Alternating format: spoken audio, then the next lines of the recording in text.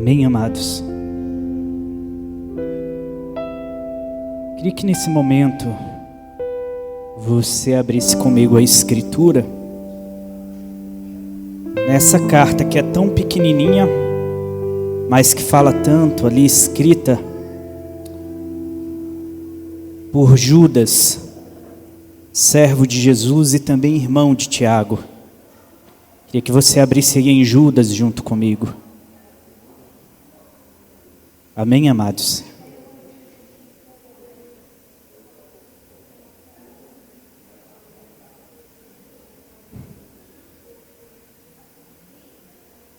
Isso aqui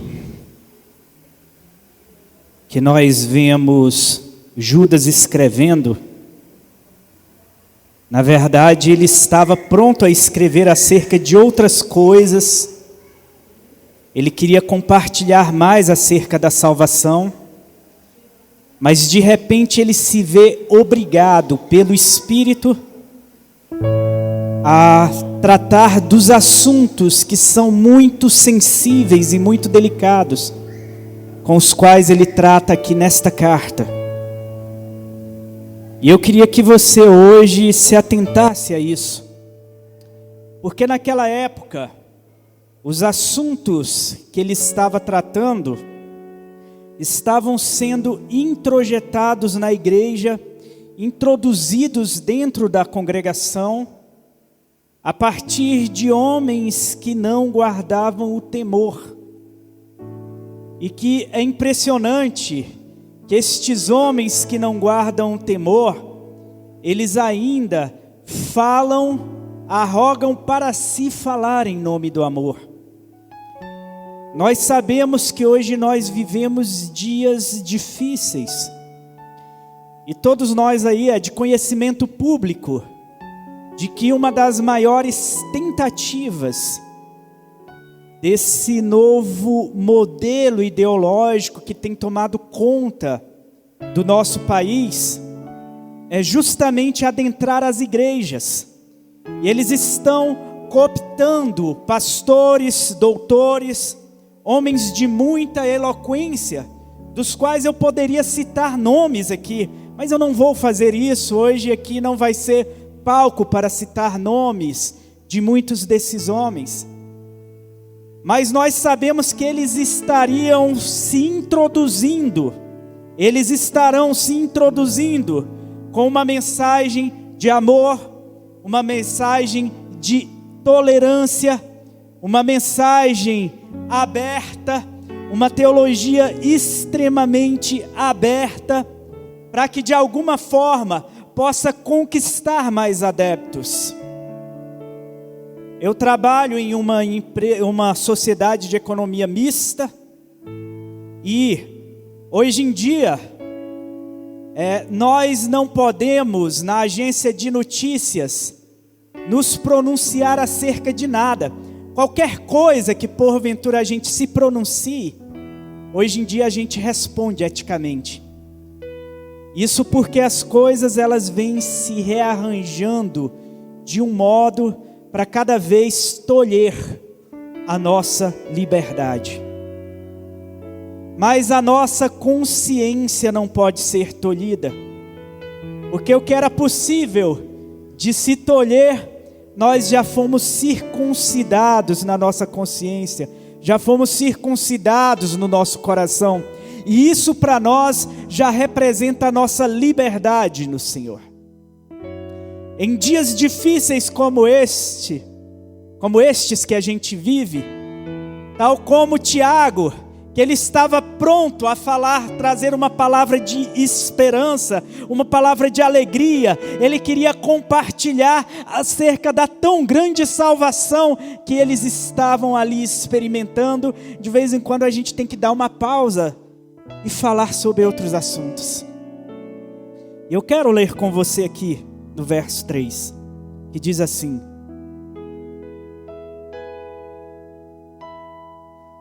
Amados, enquanto me preparava com grande expectativa para vos escrever acerca da salvação que compartilhamos, senti que era necessário, antes de tudo, encorajar-vos a batalhar dedicadamente pela fé confiada aos santos de uma vez por todas. Esse texto aqui, ele já é um convite à batalha, é um convite à luta. E onde se trava esta luta? Esta luta se trava principalmente nas nossas consciências e nos nossos corações. E aí ele continua dizendo: porquanto certos indivíduos, cuja condenação já estava sentenciada há muito tempo, infiltraram-se em vossa congregação com toda espécie de falsidades. E essas pessoas ímpias adulteraram a graça do nosso Deus em libertinagem e negam Jesus Cristo, nosso único, soberano e Senhor. Eu quero dizer isso para os irmãos, porque o que nós vamos ver daqui para frente é justamente isso.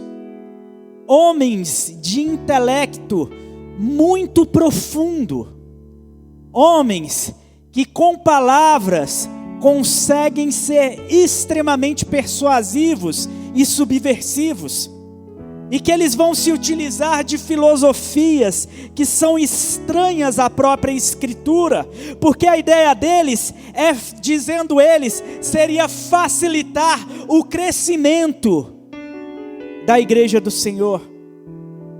Mas eu quero te dizer uma coisa: quando nós estivermos diante do Senhor Jesus,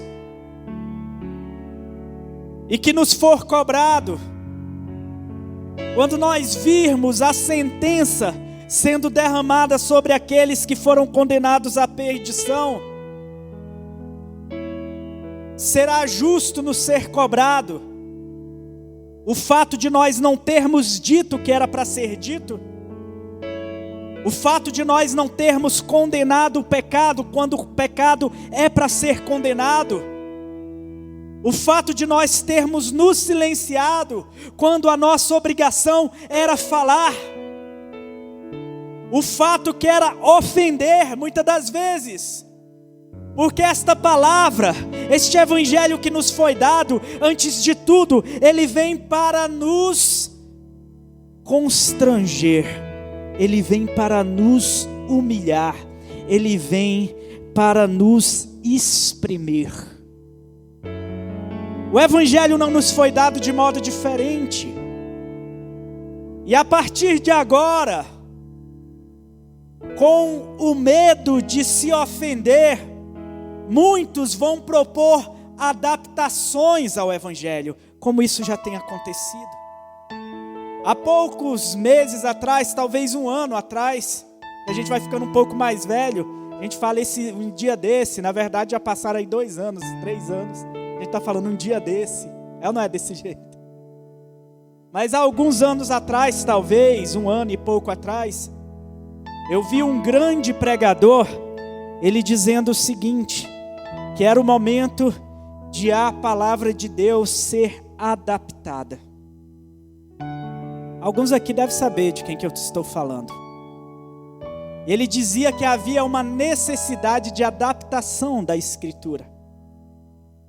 Na verdade, amados, todas as vezes que nós tentamos adaptar aquilo que é, o que nós fazemos é manipular a verdade. E tudo aquilo que o homem ele toca e que ele manipula, aquilo deixa de ser a imagem perfeita de Deus e se torna um ídolo diante de nós. Aliás, o que é o ídolo? Se não algo que nós manipulamos e construímos e fazemos segundo normalmente a nossa imagem e a nossa semelhança. Um ídolo, lá quando nós vimos, lá no Monte Sinai, Moisés tinha subido e tinha passado 40 dias e 40 noites, ali recebendo do Senhor os mandamentos. E o que ocorre? Quando ele desce, o povo tinha ajuntado com Arão, E eles tinham ali, Coré, eles tinham incentivado o povo dizendo, não, Moisés com certeza já morreu. E aí eles começam a juntar aquilo que para eles é precioso, pedras preciosas, aquilo que para eles tem valor, e aí eles reúnem tudo aquilo, fundem e fazem um bezerro de ouro. E normalmente um ídolo é criado a partir daquilo que nós valorizamos.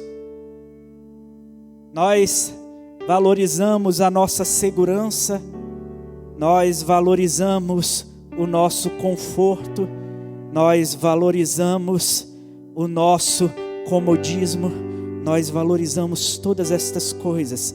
E muitas das vezes é isso que se tornará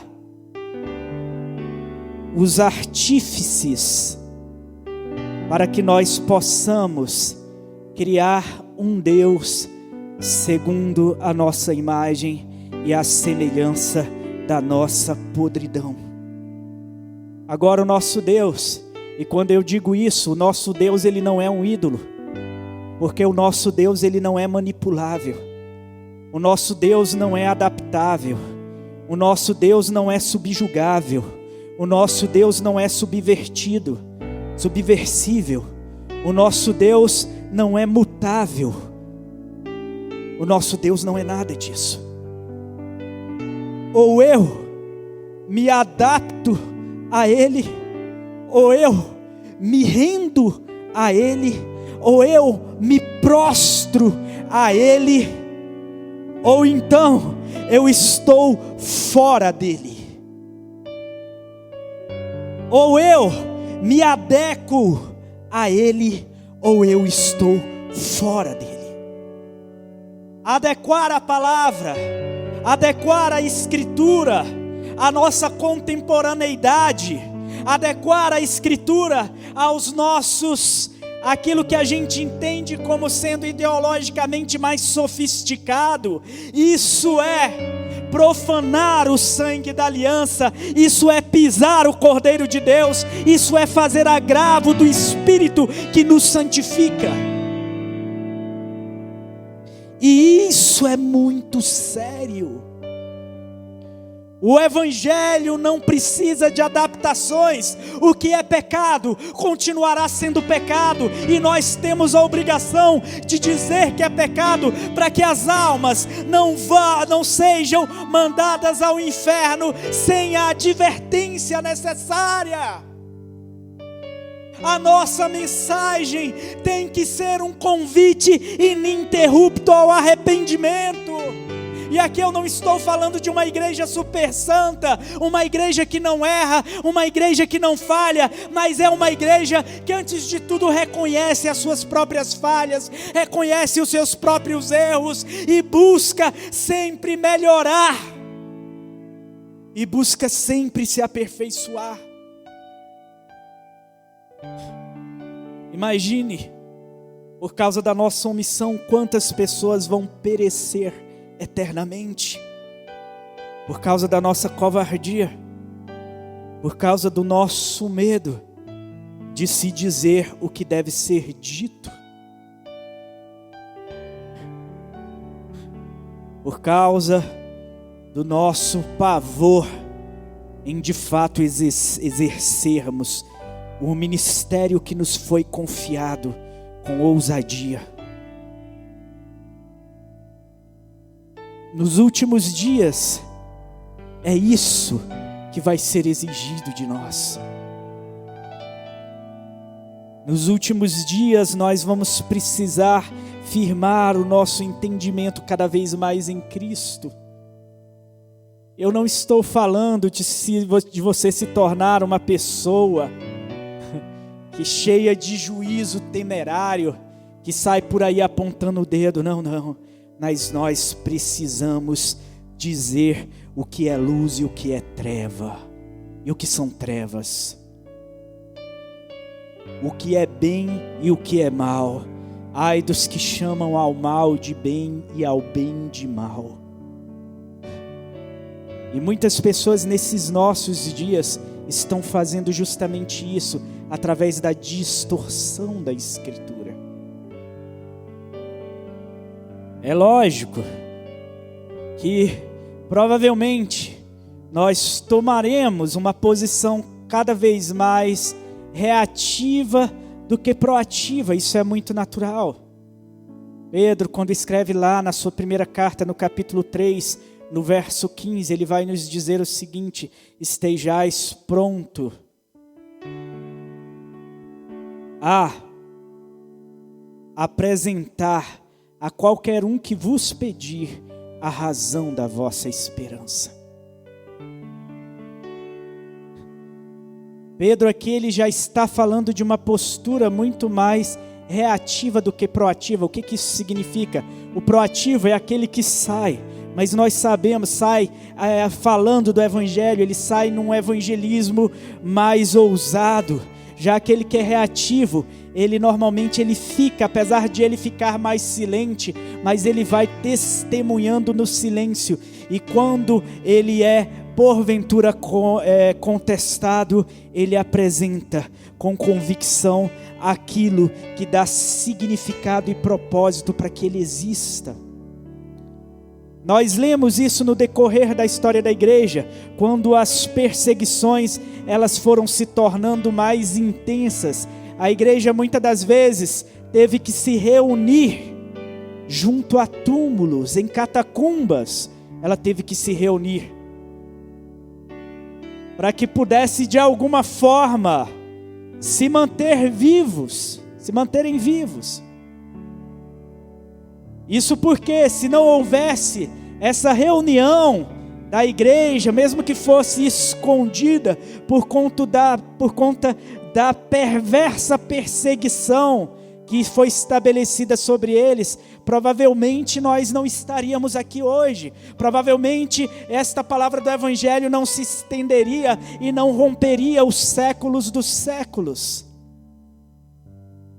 Eu me recordo que o Jadson, algumas pregações dele, ele dizia o seguinte, que a igreja do Senhor Jesus, com a mensagem do evangelho, é a única que consegue subsistir a tudo aquilo que normalmente se levantou como ideologia, ou como perseguição, ou como forma de pensamento, ou como forma de consciência nos últimos dias. Isso é uma verdade. Isso porque primeiro nos foi dada uma promessa, vindo da boca do próprio Cristo. Ele disse: sobre esta pedra edificarei a minha igreja, e as portas do inferno não prevalecerão sobre ela. Sobre esta rocha edificarei a minha igreja, e as portas do inferno não prevalecerão sobre ela. E aqui Tiago ele continua dizendo: eles se infiltram em vossa congregação com toda espécie de falsidades. Essas pessoas são ímpias e adulteraram a graça de nosso Senhor Deus em libertinagem e negam Jesus Cristo, nosso único e soberano Senhor. E aí ele traz a lembrança daqueles cristãos, o juízo que foi derramado sobre aqueles que decidiram corromper a verdade em mentira. Quero, portanto, recordar-vos, embora já estejais bem informados sobre tudo isso, que o Senhor libertou um povo do Egito, contudo mais tarde destruiu a todos os que não creram. E mesmo aos anjos que não guardaram a sua autoridade e santidade originais, mas abandonaram o seu próprio domicílio, Ele os tem mantido em trevas, presos em correntes eternas para o julgamento do grande dia. De maneira semelhante a estes, Sodoma e Gomorra e as cidades circunvizinhas entregaram-se à imoralidade e todo tipo de depravação sexual. Estando sob o castigo do fogo eterno, essas cidades nos servem de exemplo. A conversão da verdade em mentira, há mais ou menos uns 12, 13 ou 15 anos atrás, na minha mente, isso ia se estabelecer de modo muito tênue, muito sutil, mas hoje em dia vem cada vez mais escancarado. Vem cada vez mais escancarado. Há poucos meses atrás nós vimos, por exemplo, ali na UNB, um homem vestido de mulher. O homem devia ser dessa altura aqui, perto de mim, coitado, eu não era nada perto daquele caboclo. O cara barbado, e ele querendo adentrar em um banheiro feminino, para vocês terem uma ideia, porque na mente dele ele é uma mulher. E gente, parece que as coisas vão cada vez mais avançando nisso. Não sei se eu já falei sobre isso aqui. Poucos meses atrás, teve um grande artista italiano. Ele fez uma obra, colocou em leilão uma obra que não existe. E o título dessa obra é Eu Sou. E ele disse que esse conceito só existe na mente dele. E foi leiloado por 15 mil euros. 15 mil euros, isso dá uma bagatela hoje de uns 70 mil reais aproximadamente.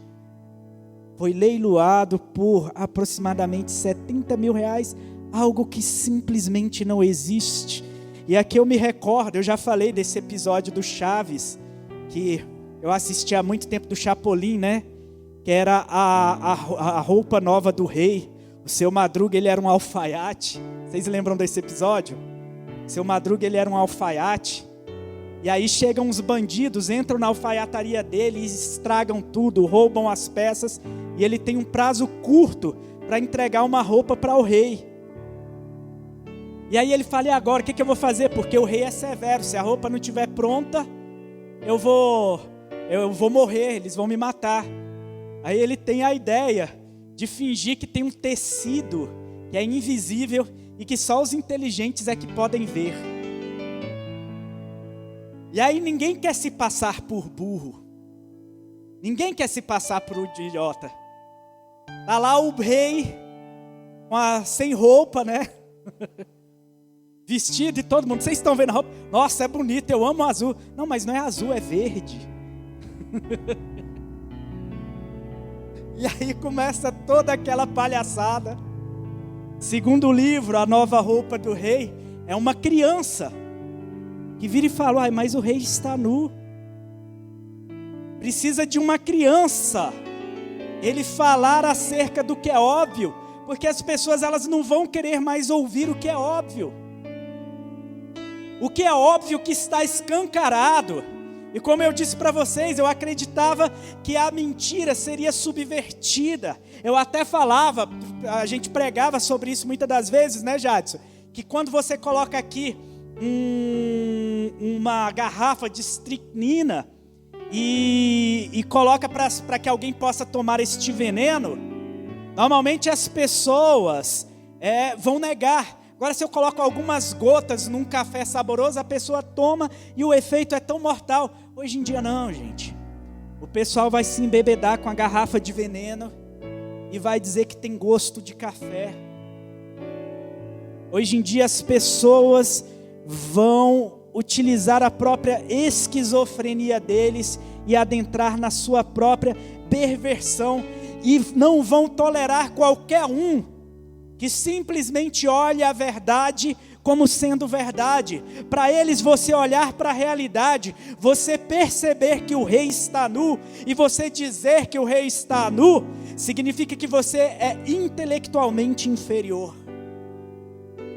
Significa que você é um imbecil e não entendeu bem aqueles conceitos, que não entendeu bem o significado impressionista daquele quadro, que na verdade é só uma mancha de tinta sem valor algum, que até mesmo um macaco consegue fazer melhor. Teve uma novela uns tempos atrás, que o macaco que era o artista, e o cara ia vendendo os quadros do macaco, vocês lembram disso? Era impressionante que hoje está acontecendo justamente isso, na nossa cara. Eles estão cuspindo no nosso rosto, Diguinho, e chamando de chuva. E você tem que aceitar. Fala, não, é chuva mesmo.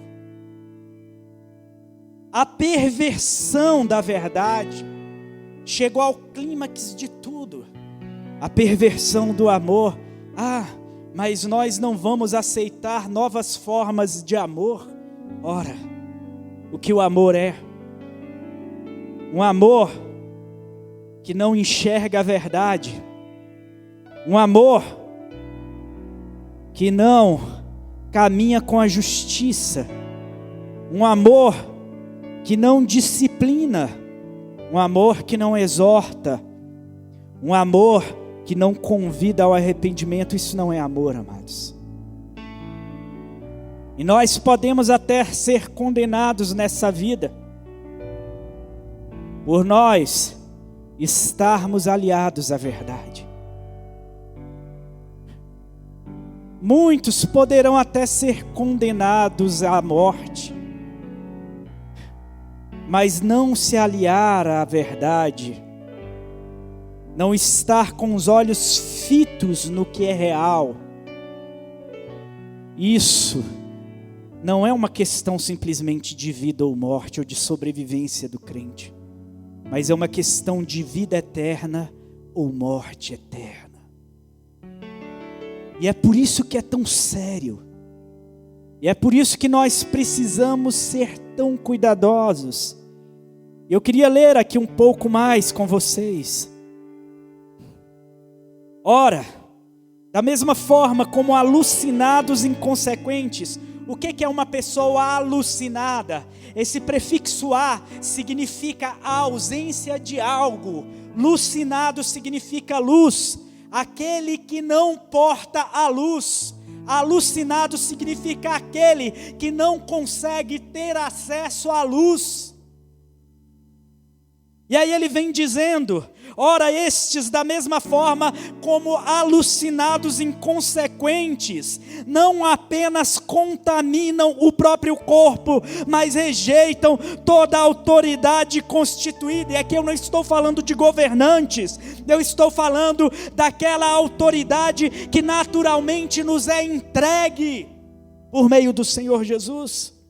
E caluniam os seres celestiais.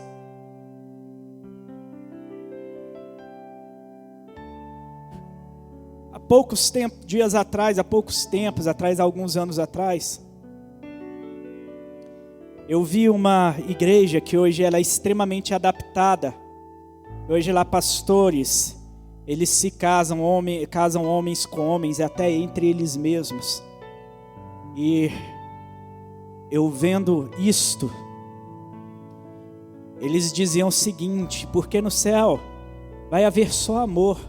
Tanto é que lá não tem os anjos, eles são inclusive assexuados. E aí eles iam traduzindo, eles dizem que entre Jonathan e Davi, havia ali uma relação homossexual. Eles vão convertendo as coisas que são santas em impuras. Mas não somente isso. Dentro do universo feminino, o que eu tenho visto aí, para as mulheres, as meninas que nascem tão lindas, tão bonitas, elas hoje estão se prostituindo por tão pouco.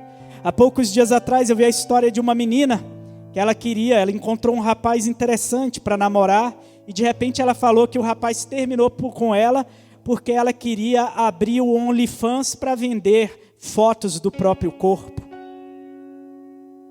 E aí eu pergunto para vocês, quando uma menina dessa porventura envelhecer e que a venda de fotos do seu corpo já não forem interessantes para mais nada, porque o que elas fazem quando uma pessoa ela não é inteligente e ela pode conseguir aí 200, 300 mil reais por ano vendendo fotos do próprio corpo, mas quando ela normalmente não junta esse dinheiro, normalmente gasta isso com viagens, gasta isso com roupas caras, gasta isso com bobagens.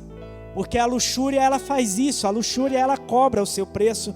Toda pessoa que se envolve com luxúria, o quanto ela consegue adquirir, ela não consegue alimentar o vazio do seu próprio coração. É como está escrito lá em Provérbios: a sanguessuga tem 2 filhas, dá, e a alma do homem nunca consegue se saciar. E a pessoa adentra num consumismo, ela para de depender de uma bolsa que é R$150 e passa a depender de uma bolsa que é 10 mil, 20 mil reais, um vestido de 30 mil reais, e daí um pouco esse dinheiro foi todo embora, ela se tornou velha e ainda critica um homem que às vezes não quer recebê-la porque conhece o passado dela. E aí a pessoa vai condenada à própria solidão, vai condenada à própria tristeza, porque na sua juventude não quis constituir família, na sua juventude não quis se atentar para o que era bom, na sua juventude não quis se dedicar às coisas honestas, como foi lido aqui pela Meire hoje. Nisto pensai, tudo aquilo que é honesto, verdadeiro, puro, santo, nestas coisas pensai. Em vez da mente dessas meninas estarem voltadas para estas coisas, elas apenas estão voltadas para se objetificarem. Então é de um lado e do outro. E tem ainda os homens que na sua incapacidade masculina, porque se tornaram frouxos, incapazes de conquistar uma mulher, de chamar uma mulher para sair, começam a pagar por isso. Um monte de idiotado que compra uma foto de pé. Pelo amor de Deus. É o clímax da deturpação e da idiotice moral. Nós chegamos neste tempo. Eu assisti a um trecho do De Noite, do Danilo Gentili, e tinha uma moça muito bonita, e que ela dizia que tirava nesse OnlyFans R$200 mil por mês em média, vendendo fotos do próprio corpo. O impressionante é que tem gente que paga. Para você ver o tanto que essa sociedade ela é vazia, o tanto que essa sociedade ela não tem mais valor, ela só tem preço. Agora o preço que se paga por isso, ele começa a ter um peso de morte nas mãos das pessoas. Judas vendeu a Cristo por 30 peças de prata. Mas o peso daquele valor nas mãos de Judas o queimavam interiormente, de sorte que ele vai até os sacerdotes e pedem que solte Jesus. E aí ele fala: não, o sangue dele já está nas suas mãos. E aí ele pega aquelas 30 moedas de prata e lança aos pés dos sacerdotes e corre para se precipitar, para tirar a própria vida, porque ele entende que algumas coisas não têm preço, simplesmente têm valor. E a gente vê essas mulheres se adentrando nisso. A gente vê que por causa de likes em redes sociais, por causa de curtidas em redes sociais, o número de traições que está acontecendo nos casamentos vem se exponencializando cada vez mais. Porque toda a moralidade ela vem sendo convertida a nada. Ela vem sendo convertida a nada. É a total deturpação do que se é. E no verso 10 ele ainda diz isso: apesar disso, esses tais levianamente difamam tudo o que não compreendem e se corrompem até nas atitudes mais simples, que aprendem por instinto, como animais irracionais se corrompem. Eu queria parar por aqui, e eu queria que a igreja ficasse de pé.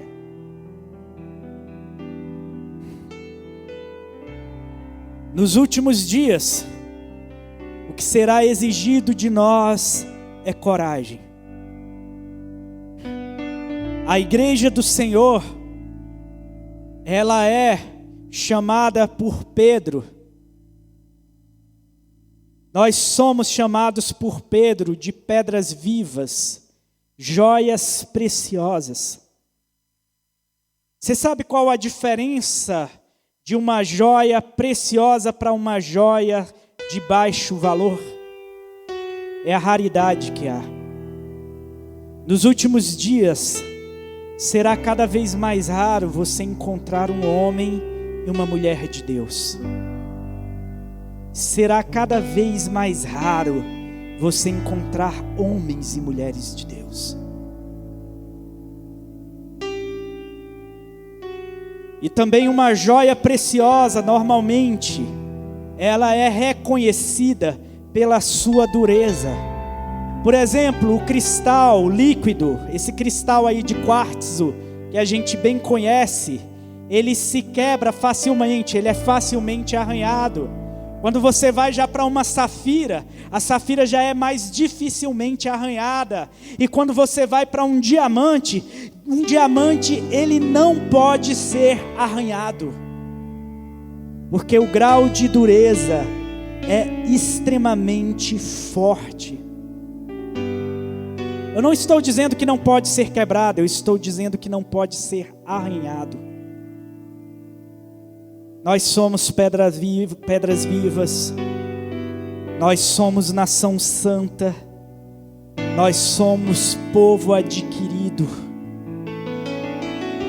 e nós somos convidados a viver de modo corajoso, num mundo que é extremamente perverso, num mundo que é extremamente pervertido, e o nosso trabalho é convidar tantos outros ao arrependimento e à experiência do amor que disciplina, do amor que exorta, do amor que nos transforma.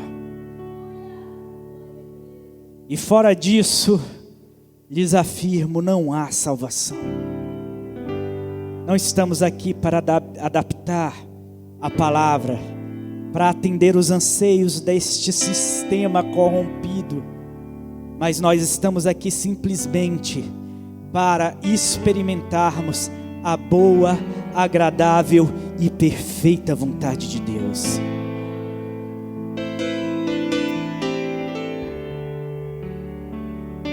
Senhor Deus, nós te louvamos, Senhor,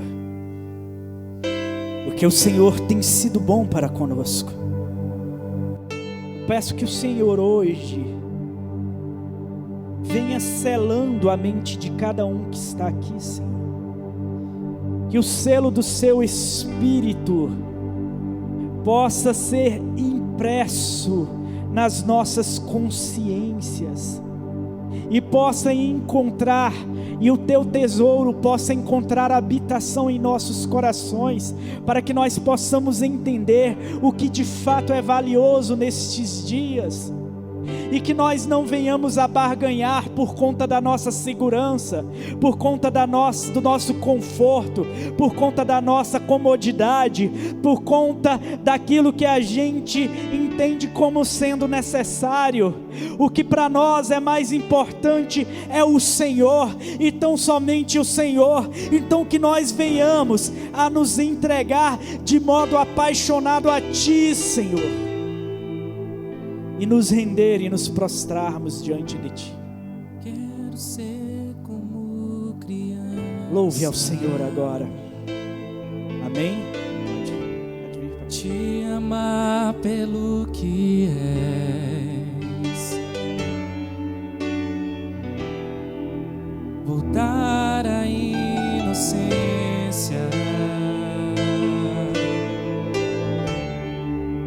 E acreditar em Ti,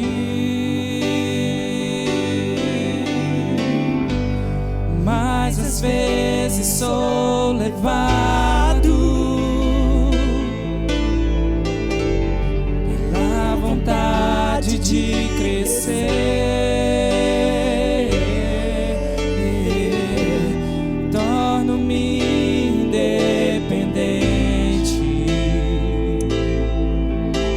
e deixo de simplesmente crer.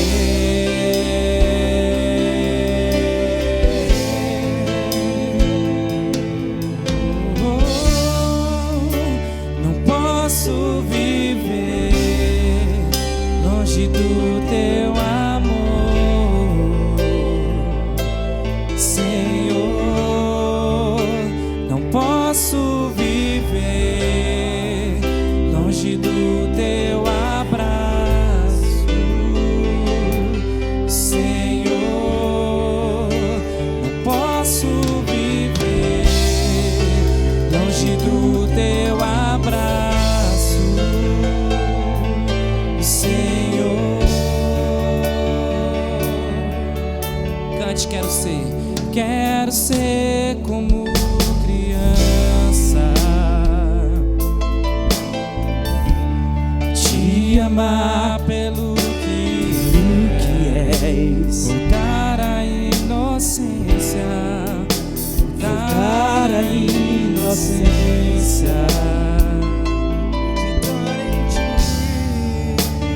acreditar em ti. Mas às vezes sou levado pela vontade de crescer, torno-me independente e deixo de simplesmente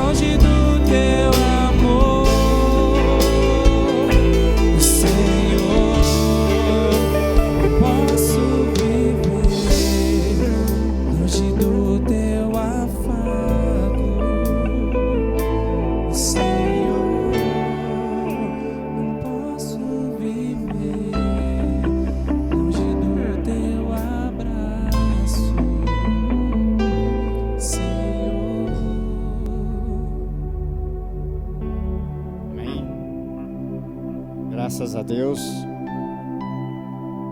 estamos reunidos aqui para participar da ceia do Senhor. Como nos foi falado, está chegando o momento da igreja realmente ser igreja.